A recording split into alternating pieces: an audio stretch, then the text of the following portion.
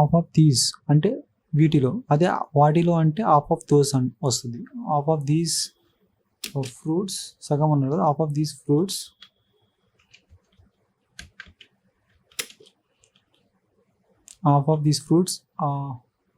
ఒకటి కన్నా ఎక్కువ ఉంది. ఇప్పుడు ఏమొచ్చింది, హెల్పింగ్ ఆర్ వచ్చింది.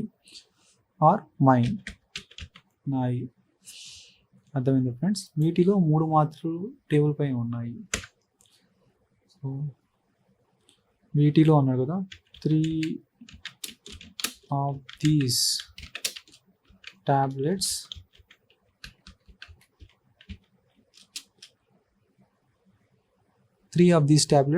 Are on the table. State of being కదా, ఉన్నాయి అంటే ఆ స్థితిలో ఉన్నాయి, టేబుల్ పైన ఉన్న స్థితిలో ఉన్నాయి. ఈ రెండిట్లో ఇది నా షర్ట్ కాదు. This is not my shirt.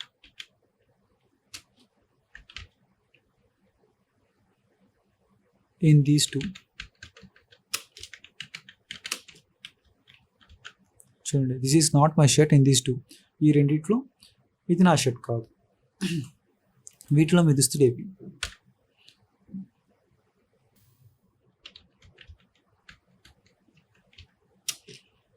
Which are your clothes in these. Which are your clothes in these. వీటిలో మీ దుస్తులు ఏవి? నాకు తెలియదు నా ఆస్తులు ఎక్కడ ఉన్నాయో.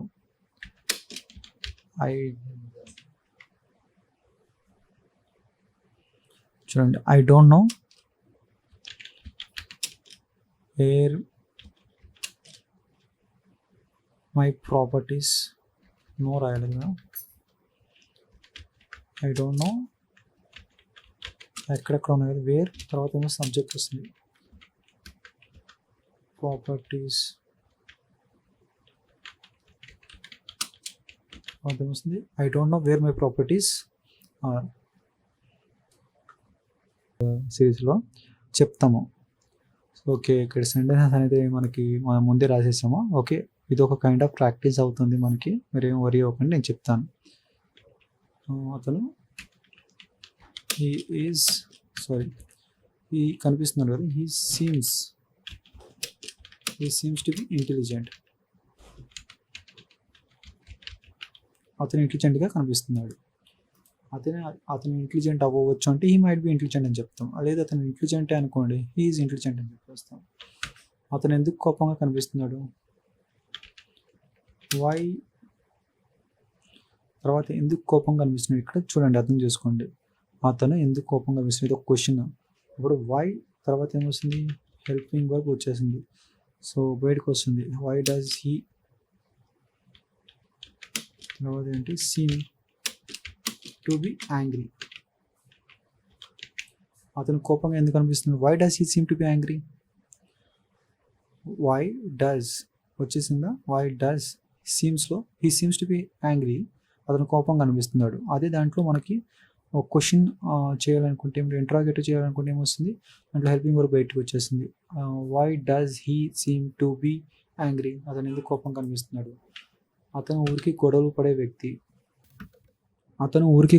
వ్యక్తి. ఏమంటారు, ఈజ్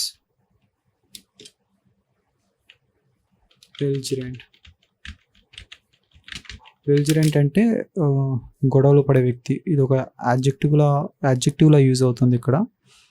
సో యాడ్జెక్టివ్ ఏది, బెల్జిరెంట్ అంటే కయ్యానికి కాలు దూవుతారు అంటారు కదా, ఊరికి గొడవలు పడే వ్యక్తి అని అర్థం.